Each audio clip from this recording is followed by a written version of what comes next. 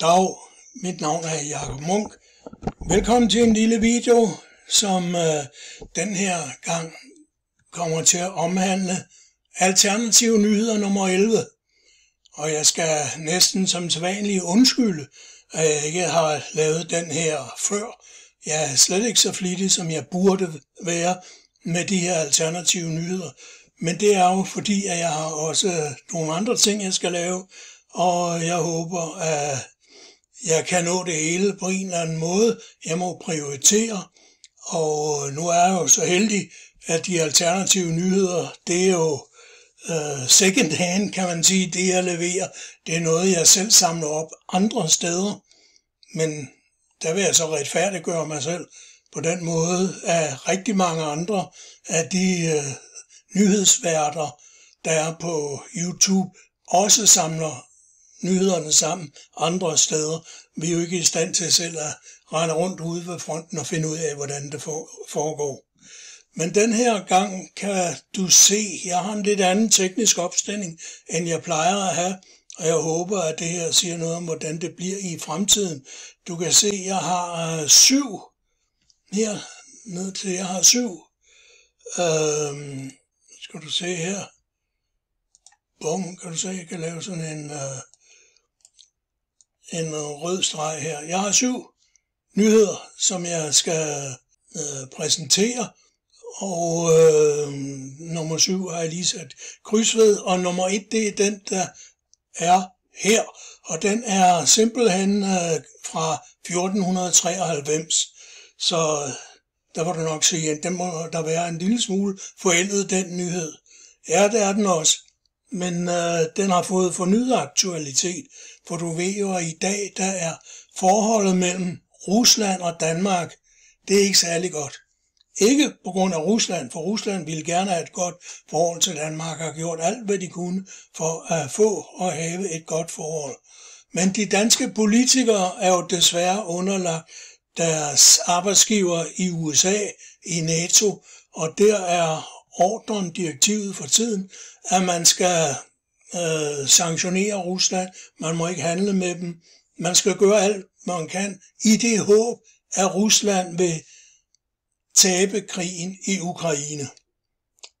Og det kan jeg sige dig, at det håb, det kommer ikke til at gå i opfyldelse, for Rusland har allerede i dag vundet krigen i Ukraine. Og jeg kan lige se på kalenderen, det er den 13. november 2023. Krigen startede jo i slutningen af februar 2022. Men Rusland har vundet. Det betyder ikke, at jeg siger, at krigen er slut, og der ikke bliver skudt mere, og at Ukraine officielt har opgivet. Nej, det sagde jeg ikke. Men jeg sagde, at Ukraine har ikke flere stridskræfter tilbage.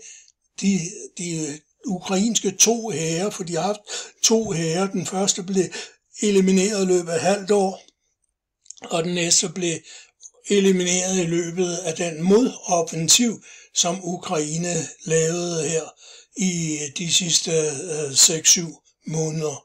Så der er ikke mere her i Ukraine. Så bliver man nødt til at rekruttere folk fra Polen, fra Venezuela, fra Sydafrika, fra Mongoliet og forskellige, Rumænien måske, hvis man gerne vil have flere soldater i den såkaldte ukrainske hær.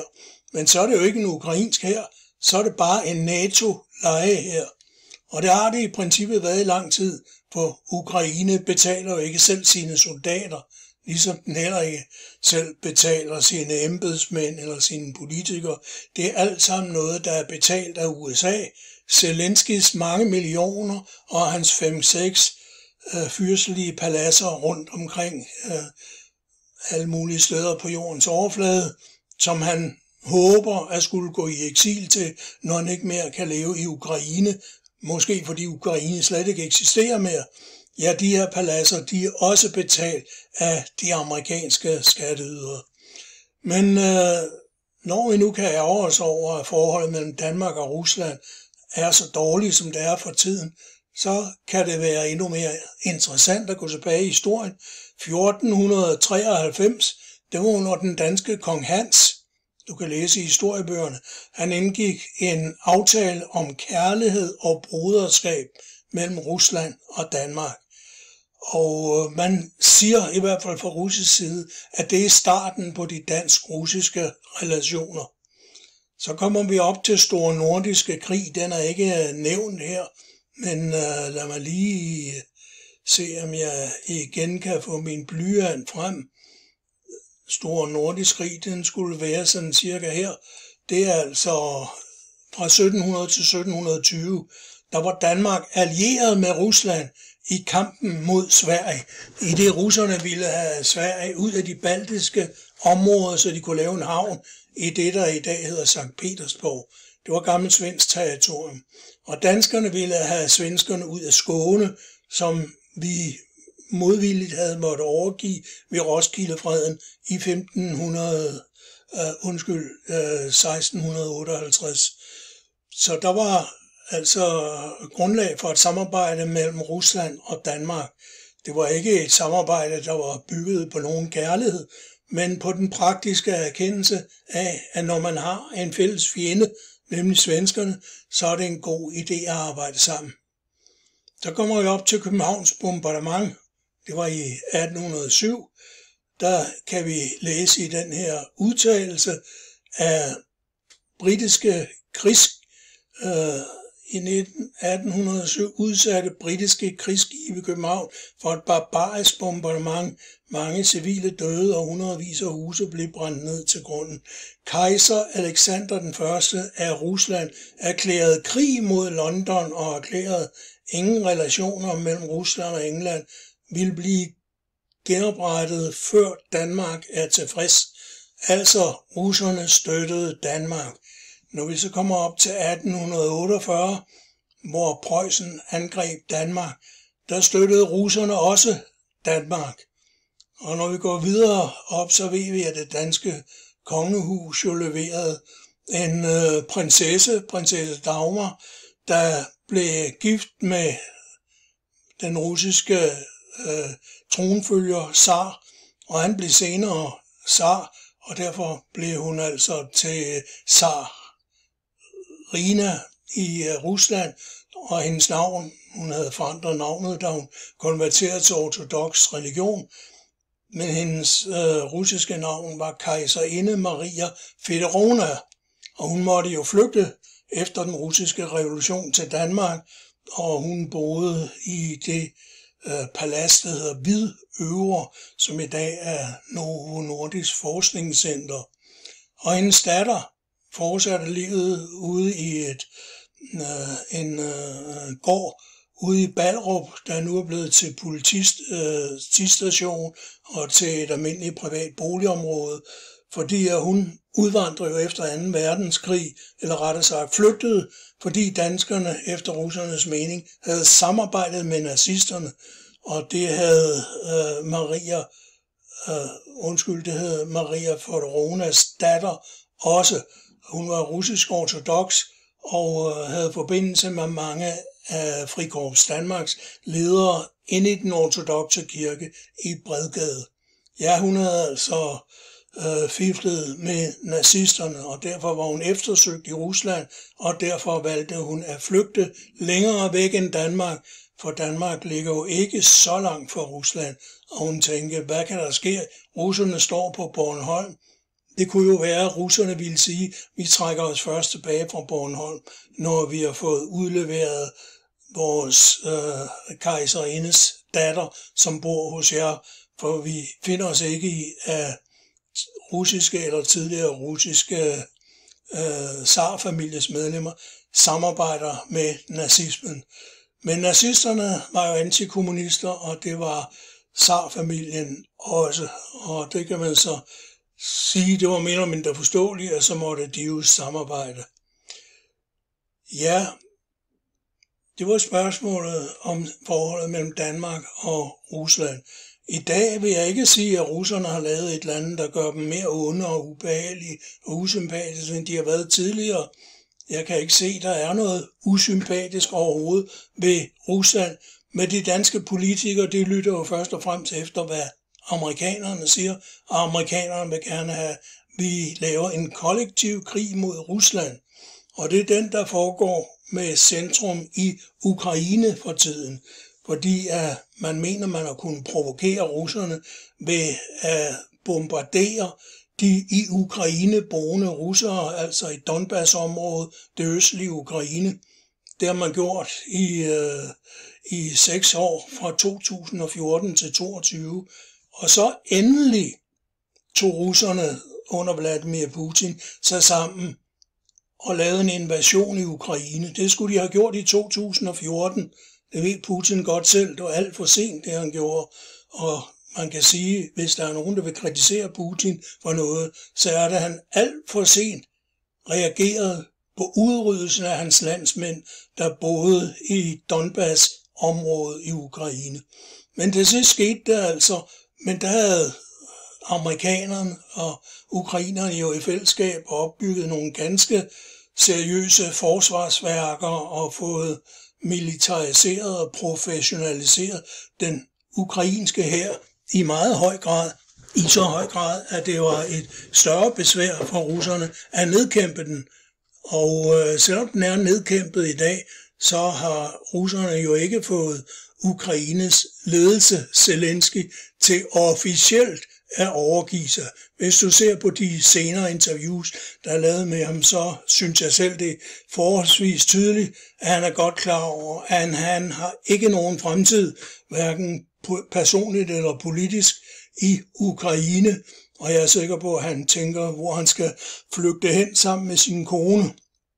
Men problemet er jo, at russerne ville helst have, at der kom en form for fredsaftale mellem russerne og Ukraine, og også med amerikanerne som medvirkende.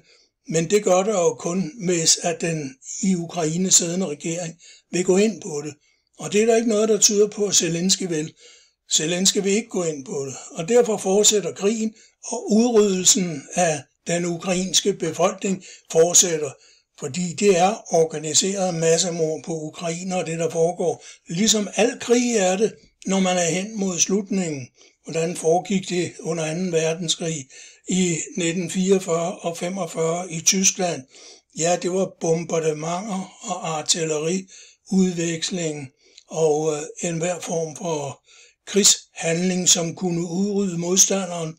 Og modstanderen for det allierede, det var tyskerne, og russerne var på det tidspunkt langt overlegne i forhold til tyskerne militært, både med hensyn til personale og med hensyn til våben.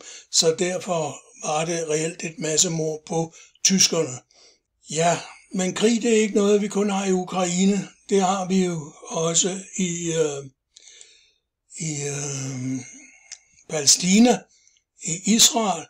Og når jeg lige har fået fjernet den her pen, det forsøger jeg at gøre nu, sådan der lykkes det. Når jeg lige har fået fjernet den her pen, så kommer vi til punkt nummer 2, og der vil jeg nævne, som jeg har skrevet i noten, at det er nu 56 år siden, at Israel ulovligt besatte Gaza og Vestbredden. Ulovligt. Og her taler jeg om international ret, om FN's ret, om det, som det internationale samfund herunder Danmark og herunder Ukraine har godkendt. Så Israel hører ikke hjemme i Gaza og Vestbredden. Hvordan kan det så være, at de har lavet en invasion i Gaza? Og hvordan kan det være, at hele Vestbredden den er kolonialiseret af israelske immigranter, altså israelere, der flytter ud til Vestbredden og besætter huse. Husk på, det er forbudt for palæstinenserne på Vestbredden at have våben, men de såkaldte nybyggere, altså de israelske borgere, der flytter til Vestbredden, de må have alle de våben, de vil, og derfor kan palæstinenserne ikke smide dem ud, selvom det er en både juridisk og moralsk helt utilladelig besættelse, der foregår. Gaza er blevet kaldt verdens største KZ-lejr, og det siger sig selv, at Gazas hær, der kalder sig Hamas, den flygter ned i de her tunneler under Gaza, når israelerne bomber dem. For det israelerne gør, det er jo at lave et massemord, der i enhver henseende kan måle sig med det massemord, som Hitler lavede mod jøderne under 2. verdenskrig. Ja, jøderne i Israel, de siger, nej, men det var fordi, at Gaza, altså Hamas, de startede med at angribe Israel og slå x antal jøder og israelske soldater ihjel. Ja, det er muligt, de startede med at gøre det, men før endnu, der angreb den israelske hær jo, og dets flyvevåben Gaza, og det har de gjort masser af gange. I de sidste 56 år, der har jo været talløse militærkampagner fra Israels side ind mod Gaza. Og årsagen til, at Gazas befolkning ikke er blevet fysisk udryddet indtil videre, det er fordi, de ganske enkelt ikke er i stand til at forlade Gaza. De kan ikke sejle, de har ikke nogen havne, de har ikke adgang til at komme til Egypten, de kan ikke komme til Israel. Det er ligesom en KZ-lejr, bortset fra af forholdene. Måske, men her skal man passe på, hvad man siger, men i visse henseender er de dårligere end de forhold, der var i de tyske KZ-lejre under 2. verdenskrig. Men du kan jo selv prøve at studere, hvordan forholdene var i de tyske KZ-lejre. Så er der nogen, der siger, nej, men der er ikke gaskammer i Gaza. Nej, det er der måske ikke. Det kan være, det er det, der burde være. For gaskammerne brugte man jo under krigen til at afluse det tøj, som jøderne og andre fattige mennesker havde på, fordi at lus, det var en af de værste sygdomsspredere, der eksisterede. Den slog folk ihjel, så derfor måtte man afluse alt tøj, både det, der blev brugt og det, der skulle bruges i fremtiden. Og det var det, man brugte cyklongassen til. Altså narrativets fantasifulde mennesker senere har fået det til, at der kom gas ud af bruserne, og på den måde fik man aflivet flere millioner jøder. Ja, det er rigtigt nok, man aflivede jøder, ligesom man aflivede kommunister, sigøjnere, homoseksuelle og mange andre. Sådan var ideologien i den nazistiske Ukraine, i den nazistiske Tyskland. Og jeg kan garantere dig for, at hvis Zelensky fik sin vilje, så ville der ske det samme i Ukraine, hvor det er nazisterne, der jo støtter Zelensky først og fremmest. Det er dem, han er afhængig af. Det er derfor, han ikke tør slutte fred, fordi de har sagt, så vil han blive aflivet. Og det er jeg ikke i tvivl om, at han vil blive. Så derfor fortsætter han med at føre krig. Fordi han ved, så længe der er krig, så lever han selv. Og når der ikke er mere krig, så kommer han sandsynligvis til enten at flygte eller også blive aflivet. Eller måske begge dele, først flygte og så aflivet senere.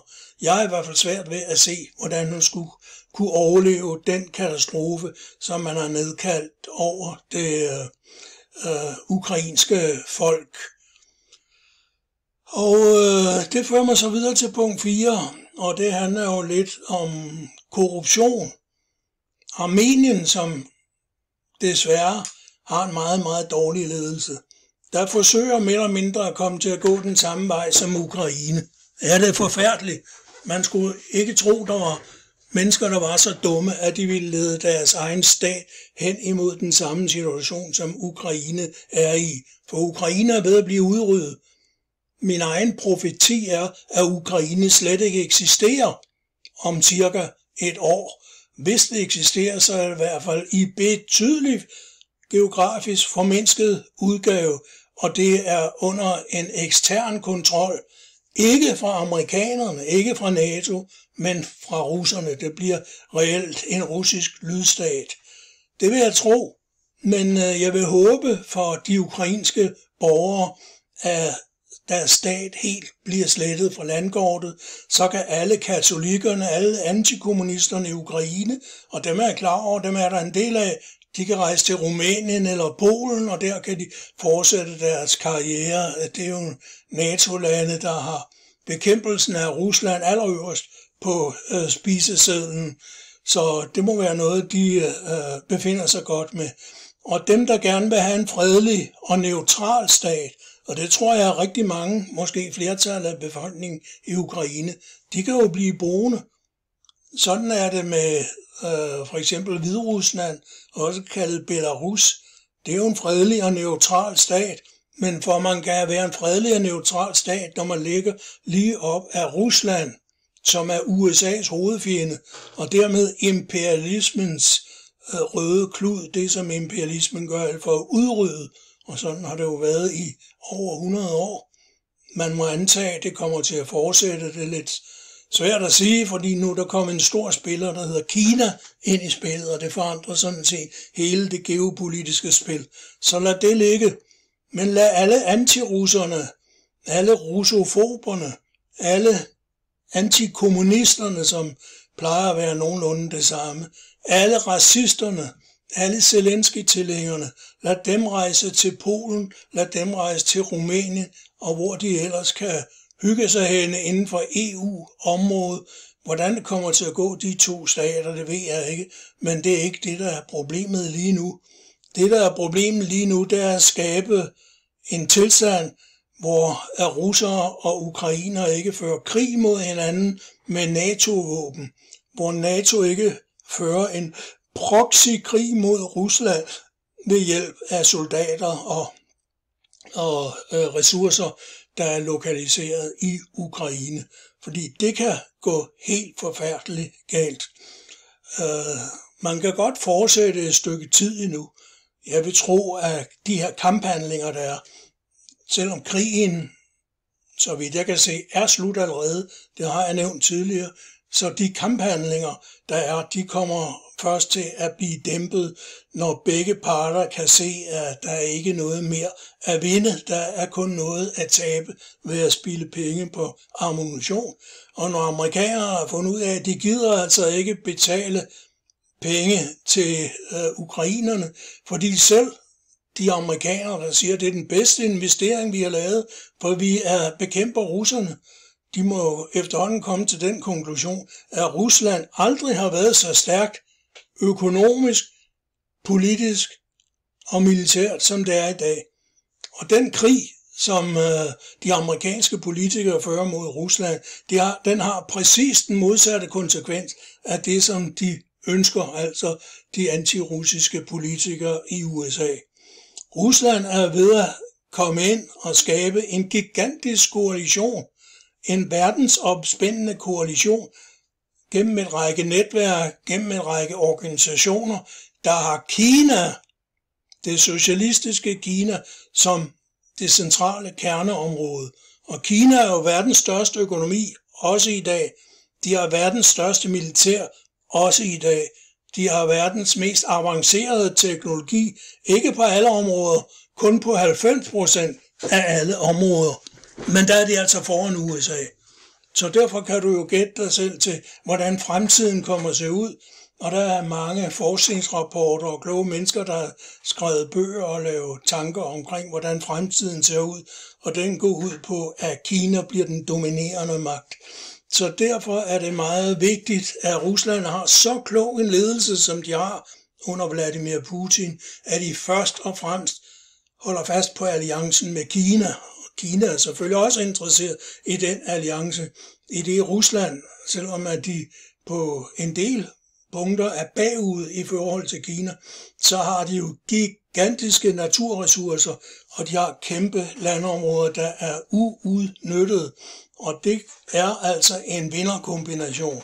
Plus, at Kina og Rusland jo er en del af den eurasiske Eurasia-landmassen, altså nogen kalder det verdensøen, det centrale legeme i verdenscivilisationen. Det er det, hvor Asien og Europa hænger sammen. Du kan se på en globus, hvordan det ser ud, eller på et landkort. USA ligger jo næsten i den anden ende af verden, og der er et Atlanterhav mellem Europa og USA. Det er lang afstand, så den eneste måde, amerikanerne kan kontrollere sine lydstater, som Danmark og EU og Frankrig, Tyskland, etc., det er gennem at lave militærbaser rundt omkring i de lande. Ellers er der alt for langt fra USA til de lande, til at de virkelig kan kontrollere dem effektivt. Og de her militærbaser, der kunne man jo tænke sig til, at måske vil de europæiske lande og andre frabede sig i fremtiden af flere amerikanske militærbaser. Det håber jeg da i hvert fald. Og det kan også være, at nogle af dem, vi har allerede, de skal nedlægges. Det vil i hvert fald give mulighed for politisk og økonomisk suverænitet for de europæiske nationer. Ja, det bringer mig så ned til det, der her hedder punkt 3. Og her har jeg stillet spørgsmålet, hvorfor løsrivelsen af Kosovo og løsrivelsen af Kalifornien er forskellige juridiske situationer. Ja, det har så også at gøre med den løsrivelse, som vi snakker om i den her udsendelse, nemlig løsrivelsen af Donbass fra Ukraine. Se, Zelensky og hans tilhængere, de siger jo, det må være ulovligt for menneskene af russerne i Donbass at løsrive sig fra Ukraine, for Ukraine det er én stat. For det første kan man diskutere, om Ukraine er en stat overhovedet. Det mener jeg personligt ikke, at det er. Men den diskussion vil jeg overlade til folk med mere historisk viden, og russiske historikere har skrevet bøger, artikler og mange andre kloge indlæg har de lavet om det her spørgsmål. Men som sagt, vi lader det ligge nu. Vi lader som om, at Ukraine er en samlet stat. Men det, at Ukraine er en samlet stat, det er ikke det samme, som skal forblive en samlet stat. Det er heller ikke det samme, som Ukraine overhovedet skal fortsætte. For vi ved jo alle sammen, at efter krig flytter man grænser. Hvordan gik det efter 30-årskrigen? Hvordan gik det efter 1. verdenskrig? Efter 2. verdenskrig? Ja, efter 1864. Efter krig, der flytter man grænser, og der er krig nu, og så skal vi også flytte grænserne nu, når den her krig er ved at være slut. Det er forudsætningen for, at krigen kan slutte. Og det, der skal ske, er jo, at grænsen mellem Rusland og Ukraine, den skal flyttes markant over i vestlig retning, sådan så Ukraine enten bliver væsentligt mindre, og de russiske dele af Ukraine, de bliver enten suveræne, som de tidligere har ønsket, eller en del af Rusland, som de også har ønsket. Det er nok det sidste, der er deres primære ønske, fordi at det er den eneste måde, de kan være sikret en militær beskyttelse fra en stormagt, og det har de brug for. De erfarer jo i årene fra 2014 til 2022, at når de ikke havde noget effektivt militær i Lugansk og Donbass, jamen så blev de simpelthen udryddet, og man sendte specialsoldater ind, der likviderede deres ledere, og i det hele taget gjorde Ukraine med NATO's hjælp selvfølgelig alt, hvad de kunne for at ødelægge livsbetingelserne fra de cirka 5 millioner russere, der boede i det østlige Ukraine. Det ønsker man ikke at gentage, derfor har man ved hjælp af gentagende folkeafstemninger vedtaget, at de her østlige, det er min mobiltelefon, der ringer, at de her østlige dele af Ukraine, de skal tilsluttes Rusland. Og det er fuldt legalt. Det er nemlig fuldt legalt, ligesom da Sønderjylland skiftede afhængighed fra Tyskland til Danmark, og ligesom da Kalifornien skiftede afhængighed fra Mexico til USA, og ligesom dengang Danzig skiftede afhængighed fra Tyskland til Polen, og sådan kan vi nævne mange andre eksempler. Man kan godt lade landområder skifte forbindelse til en stormagt, et større landområde, afhængig af, hvordan folkeflertallet i det landområde selv ønsker det skal være. Og vi kan huske Kosovo, som var en del, og stadigvæk er en del af Serbien. Alle de vestlige lande herunder USA, de siger, nej, det skal være en del af Albanien, eller det skal være selvstændige. Der skal amerikanske militærbaser ind i Kosovo. Og det blev egentlig sådan, som Vesten sagde, for russerne havde ikke nogen magt til at støtte Serbien i deres kamp for national enhed. Og desuden havde man også nogle folkeafstemninger, der faktisk understøttede det krav, man havde i det er flertallet i Kosovo, det er muslimer, og flertallet i Serbien, det er ortodoks kristne. Så derfor var der et vis ønske i Kosovo for at løsrive sig fra Serbien. Og når det åbenbart kan lade sig gøre med USA's og EU's velsignelse, så kan det selvfølgelig også lade sig gøre, at de østlige dele af Ukraine løsriver sig fra Ukraine. Det eneste åbne spørgsmål der er, hvad skal der ske med resten? Plus et andet åbent spørgsmål, hvor går grænserne mellem de østlige og vestlige dele af Ukraine? Da russerne er sat som betingelse for at lave en fred, at Ukraine ikke bliver medlem af NATO og ikke bliver militariseret. Det, de ikke skal militariseres, det betyder så også, at de heller ikke kan blive medlem af EU, for EU er ved at udvikle sig til en militær alliance. Det tror jeg, at man kan se på de forhandlinger, der foregår i EU, og den stilling, som forskellige EU-politikere har taget til de ukrainske spørgsmål. EU er faktisk blevet en underafdeling under NATO, og dermed lige så illegitim rent moralsk og politisk, som NATO altid har været. NATO var jo en alliance, der skulle bekæmpe russerne, sådan har det været lige fra starten, fra 1949, da NATO startede, og frem til i dag. Det er en anti-russisk alliance. Og desværre var russerne og deres allierede så ukloge, at de nedlagde deres modalliance, der hed Warszawa-pagten. Og det havde det resultat, at en hel række af de der lande fra Warszawa-pagten, de blev til små antirussiske kolonier, også kaldet de baltiske stater og de europæiske øststater og forskellige andre navne har man givet til dem. Og de her stater har muligvis ikke klaret sig særlig meget bedre, efter de er blevet medlem af EU. Men de er blevet væsentligt mere antirussiske, de fleste af dem. Her er der dog undtagelser, og det skifter lidt frem og tilbage. Men formålet for amerikanernes side med at få dem løsredet fra Rusland er jo, at man skal kunne få amerikanske soldater, amerikanske baser derind.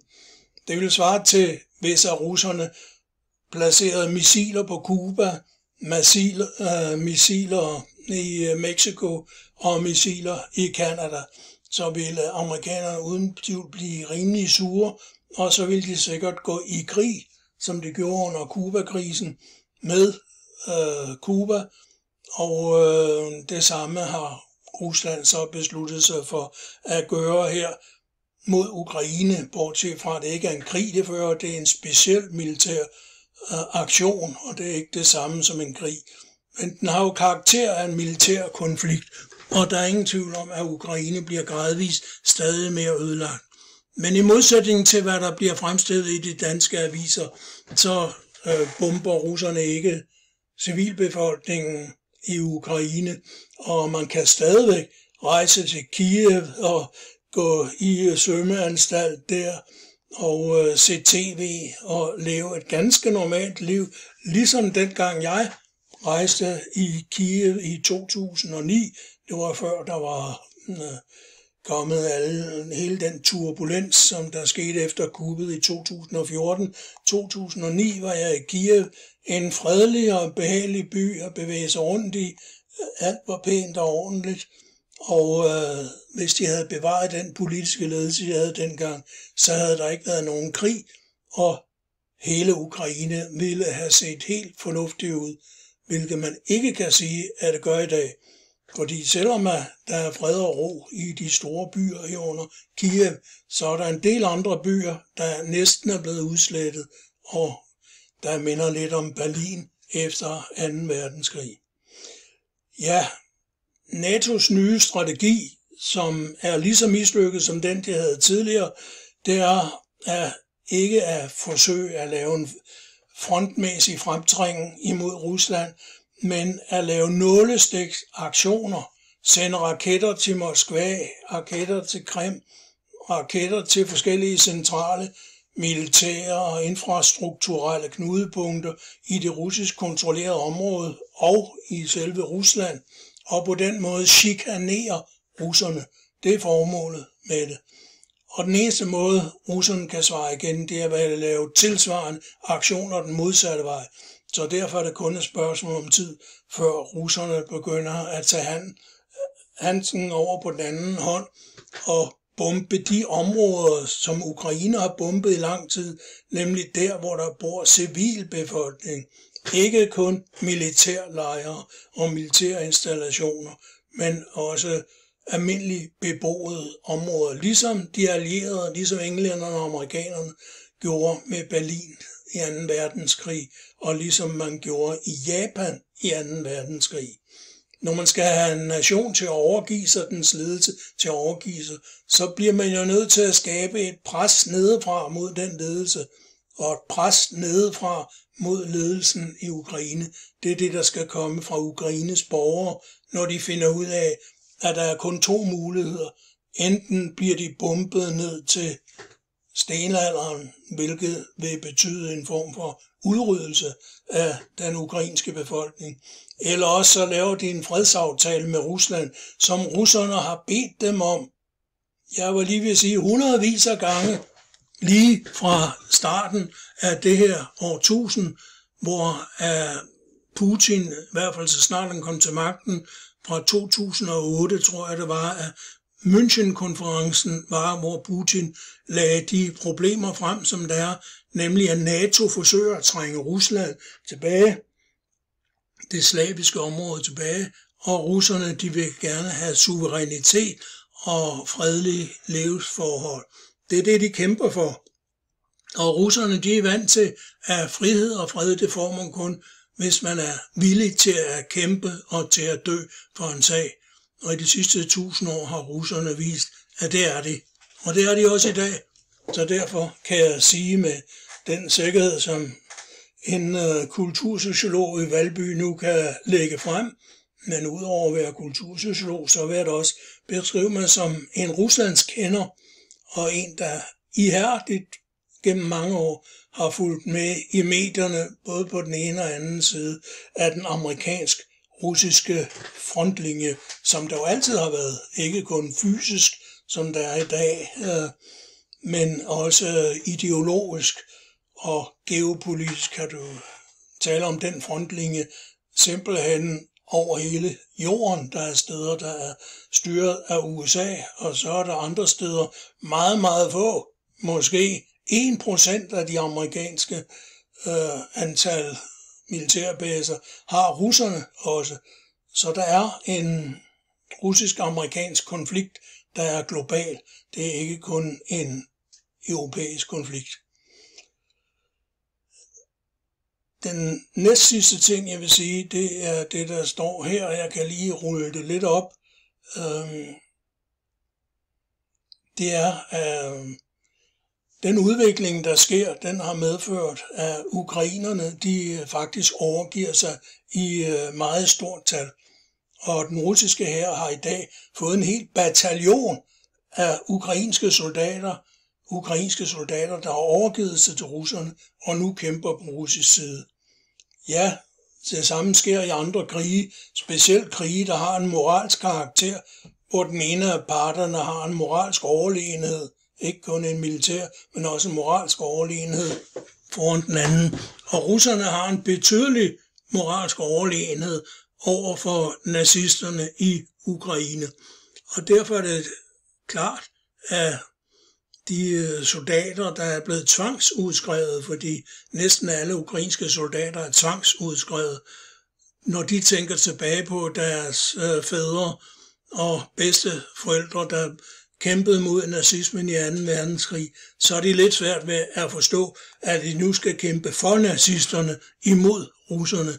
Det er jo altså en fuldkommen omdrejning, en fuldkommen forvridning af det moralske verdenssyn, som man har i Rusland og har haft i Ukraine, indtil at de pludselig skulle være i gåseøjne en selvstændig stat i 1992. Det er gået af H til for dem at blive en selvstændig stat. Så derfor må vi håbe, at den nuværende krig, den bliver afsluttet, men først efter, at der er grundlag for en varig fred og en varig fred kræver, at Ukraine bliver afnazificeret, de ikke bliver medlem af NATO, bliver afmilitariseret, og de ikke kan udgøre, heller ikke i fremtiden, en trussel mod det kulturelle hovedland, som de er udsprunget af, nemlig Rusland. Der er jo en kæmpe netværk af stater, der støtter Rusland i dag. Mange flere end dem, der støtter USA. NATO er en lille organisation, det er EU også, selvom europæerne nogle gange tror det modsatte. NATO og EU er små organisationer i forhold til det, der sker over i øst under ledelse af Kina og andre stater herunder Rusland. Men det skal vi ikke snakke om i den her lille udsendelse, for vi skal videre til det sidste, jeg vil sige. Det er, at så snart der er konflikt mellem kommunister og imperialister, eller hvad skal vi kalde det, der er jo en konflikt også i Danmark. Du kan se på husmurene, hvem der sætter plakater op. I Danmark har vi meget bekendt en 5-6 små grupper, der mere eller mindre kalder sig kommunistiske eller socialistiske. Om de er kommunistiske og socialistiske, det vil jeg nok stille spørgsmålstegn ved. Men så snart folk begynder at kæmpe for den slags, så opstår det, der hedder trotskisme. Det kommer af Leon Trotsky, der var leder af den røde hær i en periode fra 1919 til 23, tror jeg nok det var, men du kan slå det efter på Wikipedia. Trotsky, han begyndte at kæmpe mod Lenin og mod den russiske regering og mod hele det projekt, som Lenin og senere Stalin førte frem til at gøre Rusland til en anti-imperialistisk, en socialistisk stat. Trotsky, han flygtede til Mexico, og der blev han opsøgt af en formentlig russisk agent, der slog ham ihjel med en isyl i et sted oppe i 30'erne. Så han var altså en forræder mod det land, hvor han var opvokset i. Han var en russisk jøde, men før den russiske revolution, der boede han altså ikke i Rusland, der boede han rent faktisk i USA. Så man kunne godt tale om en russisk-amerikansk jøde, der gjorde lynkarriere som leder af den røde hær, og senere flygtede ud fra Rusland igen, og så blev henrettet. Men man har siden der haft ordet trotskisme, og trotskisme, det er altså defineret ved mennesker, der foregiver at være socialister, foregiver at ville noget godt for socialismens hovedland, og det var jo Sovjetunionen, ikke det nuværende Rusland, det er ikke socialistisk. I dag er det mest Kina og Vietnam, Cuba og andre stater, de er socialistiske under forskellige former, men det skal vi ikke snakke om nu. I Rusland har de i hvert fald ikke socialisme, så det at være socialist, det er ikke det samme som at kæmpe for Rusland overhovedet. Og trotskister, de er kendetegnet ved at være ekstremt antirussiske. Det der, den antirussiske Berm, der leder det amerikanske politiske liv, de har deres rødder i den amerikanske trotskisme, for trotskismen har altid været en meget succesfuld ideologi på den såkaldte venstrefløj i USA. Og de såkaldte neokonservative, du kan gå ind og studere dem på internettet, deres centrale filosofer, de kommer fra trotskismen. Det var såkaldte studenteroprørere, da det var unge, der gik den trotskistiske vej. Og herhjemme i Enhedslisten, der er en hel del af lederne fra det parti, de kommer fra trotskistisk side, fordi Enhedslisten var jo oprindeligt en sammenslutning af de danske trotskister, kaldet 4. internationale eller forbundet af socialisterne, tror jeg nok det hed. Men i dag hedder det altså Enhedslisten, og de er lige så antirussiske, som de altid har været. Og det interessante er, at de nu begyndte at blive aktive med at slå plakater og andet på husmurene. Det er altid først og fremmest i nærheden af skoler og institutioner, hvor børn holder til, fordi trotskismen, det er en ideologi, der henvender sig til børn. De er naive, de er let påvirkelige, og de vil gerne gøre noget godt, noget socialistisk for verden, men de har jo læst i forældrenes aviser, Berlingske Tidende og Politikken og Jyllandsposten, at det er forfærdeligt, hvad der sker i Rusland. Så en form for socialisme, der er antirussisk, det er jo lige det, de søger efter. Og det er præcis det, som trotskismen står for. Jeg kan kun sige, at jeg vil advare folk mod at selv gå ind i trotskismen eller sende deres børn derind, fordi det er en vej, der ikke fører noget godt med sig. Man bliver ikke et bedre menneske. Man fører ikke en bedre krig end andre, bare fordi man kalder sig socialist og siger, jeg er socialist, og jeg går ind for et socialistisk verden, og jeg er international. Det gør man ikke. Trotskismen er en ideologi, der ligesom konservatismen, som trotskisterne altid har samarbejdet meget med, den lever af had, den lever af at skabe had, og dermed lægge grundlaget for den krig, som de neokonservative i Danmark og i USA og overalt i verden i mange, mange år har forsøgt at starte op mod først Sovjetunionen og i dag mod Rusland og Ruslands forbundsfæller. Så alle, der ved det gode, støtter Rusland. Alle, der ved det onde, de støtter trotskismen og Ruslands fjender. Så simpel er verden sammensat. Tak fordi du gerne ville høre på det, jeg sagde, og på gensyn en anden gang.